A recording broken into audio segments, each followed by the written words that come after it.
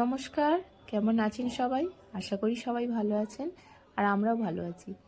আর দেখুন, সকাল সকাল ভাই নিয়ে চলে এসেছে একটা আস্ত রুই মাছ, যেটা কিন্তু এখনো জ্যান্ত আছে।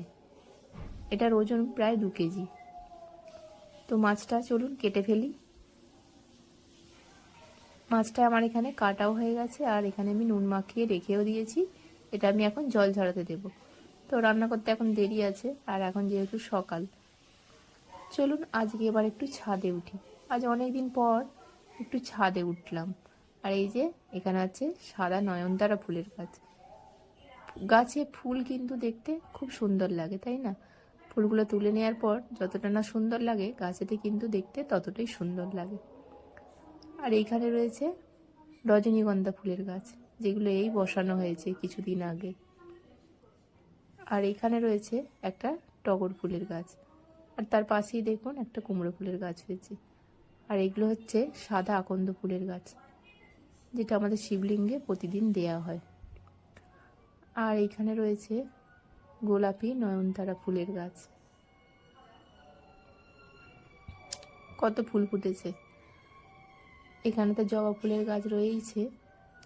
চলুন দেখাই এবার সেই লেবু গাছটা। এর আগেও যে শর্ট ভিডিও করে ছেড়েছিলাম, সেই লেবু গাছটা কিন্তু এবার দেখাবো। দেখুন 6 মাস পর গাছটা অনেকটাই বড় হয়ে গেছে, আর গাছেতে কিন্তু অনেক লেবুও আছে। এই লেবু গাছটাও কিন্তু ভাই নিয়ে এসে বসিয়েছিল।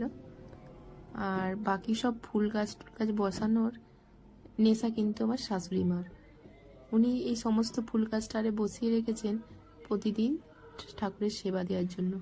গাছে যে এত ফুল ফুটে আছে, প্রতিদিন ফুল তুলে ঠাকুরের জন্য মালা করে দেওয়া হয় রাধাকৃষ্ণের গলায়। আর দেখুন কালকে ঝড় হয়েছে, শিউলি গাছটা পড়েছিল, এটা তুলে দিলাম। আর এখানেও আছে জবা ফুলের গাছ, আর আছে পাশে টগর ফুলের গাছ। টগর গাছে অনেক ফুল ফুটতো, এখন দেখছি অনেকটাই কমে গেছে ফুল। আর এই টগর ফুলের গাছ নিচেতেও একটা রয়েছে। আর এইখানে দেখুন রয়েছে সেই অ্যালোভেরার গাছ। চলুন এবার চারপাশটা একটু দেখাই। এখানে দেখুন যে একটা আমড়া গাছ আছে, এতে কিন্তু প্রচুর ফলন, গাছে আমড়াতে ভর্তি। এই আমড়া গাছের আমড়া যে যা পারে পেরে খায়। চারপাশটা একটু দেখিয়ে দিলাম। আকাশ কিন্তু আজকেও মেঘলা, কালকে বৃষ্টি হয়েছে, প্লাস বৃষ্টির সাথে ঝোড়ো হাওয়াও দিয়েছিল। অনেকদিন পর বাড়ির চারপাশটা দেখে কিন্তু বেশ ভালোই লাগছে।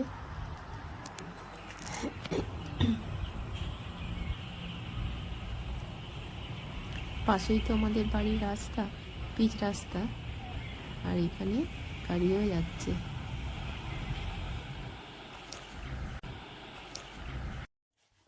এবার বসে গেছি একটু বাদাম টুকতে।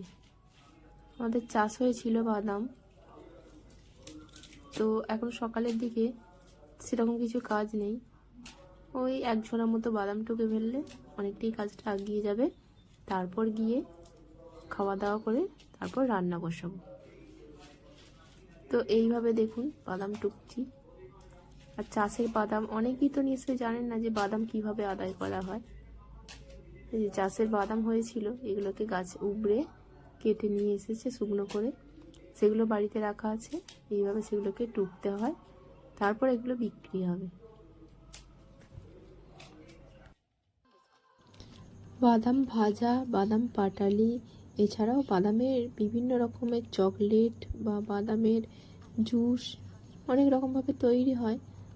আর বাদামের লাড্ডুও কিন্তু হয়। আমার মা বাদামের লাড্ডুটা কিন্তু খুব সুন্দর বানায়। তো কোনোদিন যদি সুযোগ পাই, আপনাদের সাথে অবশ্যই রেসিপিটা শেয়ার করব।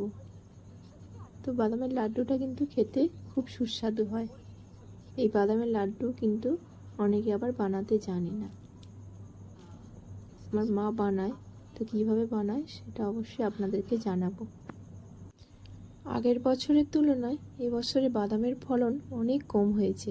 তার কারণ বাদামটা বসানোর পর না সেভাবে আর বৃষ্টির জল পায়নি।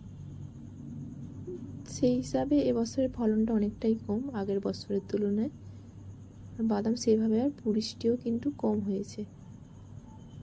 যাই হোক, এখন আর বেশি বাদাম টুকবো না, এবার আমি চলে যাব নিচে।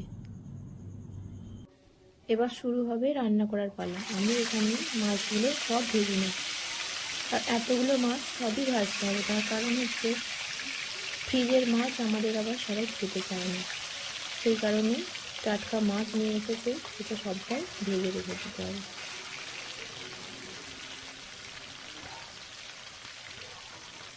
এতক্ষণ তো ক্যামেরার পিছন দিকে নিজের মুখটা করে রেখেছিলাম, তাই ভাবলাম একটু নিজের মুখটাও দেখিয়ে নিই। ব্লগে তো নিজের মুখটা একটু ধরতেই হয়। তা মাছগুলো আমি এবার ওল্টাচ্ছি, আর এদিকে ভিডিওটাও চলছে। গরম গরম মাছ ভাজা খেতে কিন্তু ভারী মজা। কার কার এরকম গরম গরম মাছ ভাজা খেতে ভালো লাগে অবশ্যই কমেন্ট করে জানান। আর আমার মাছগুলো কিন্তু ভাজা হয়েই এসেছে, লাল লাল করে বেশ মাছগুলোকে ভেজে নিয়েছি। সবগুলো তুলে নিচ্ছি। সব মাছগুলো আমার ভেজে রাখা হয়ে গেছে। তো আজকের মতো রান্না করব যেগুলো, কিছু বের করে রাখবো, বাকিগুলো সব অন্য জায়গায় সরিয়ে রাখবো। মাছগুলো সরিয়ে রেখে দিই, তারপর করব মাছের ঝাল। এখানে মাছের ঝাল করার জন্য আমি নিয়ে কড়াতে ভাজছি পেঁয়াজ। আজকে আমি করব শুধু পেঁয়াজ দিয়ে মাছের ঝাল, এতে আদা রসুনও দিচ্ছি না, আর সর্ষে বাটাও দেবো না। পেঁয়াজগুলো আমার অল্প করে ভাজা হয়ে গেছে, এর উপরে দিয়ে দিলাম হলুদ গুঁড়ো, আর দিয়ে দেবো লঙ্কা গুঁড়ো।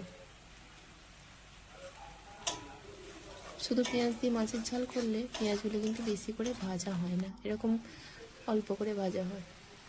আর দিয়ে দিয়েছি অল্প করে একটু চিনি দিয়ে আবার ভালো করে মশলাটাকে ভেজে নেব।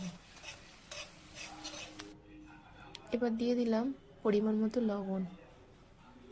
মশলাটা ভেজে নিয়ে কিন্তু জল ঢেলে দিয়েছি। এবার কিছুক্ষণ জলটা ফুটে উঠলে দিয়ে দিচ্ছি মাছগুলো। মাছগুলো কিছুক্ষণ ফুটুক। তা আমি কীভাবে মাছের ঝালটা করছি আপনারা দেখতে থাকুন। মাছগুলো দেখুন ফুটে উঠেছে, আর আমি এখানে দিয়ে দিলাম একটু টমেটো সস। টমেটো সসটা দেওয়ার জন্য কিন্তু মাছগুলো আরও টেস্টি হবে। তো হয়ে গেল আমার মাছের ঝাল রেডি। এবার নামিয়ে নিয়েছি, দেখুন কত সুন্দর কালারটা এসেছে। বাহ, খুব সুন্দর। এই যে দেখুন।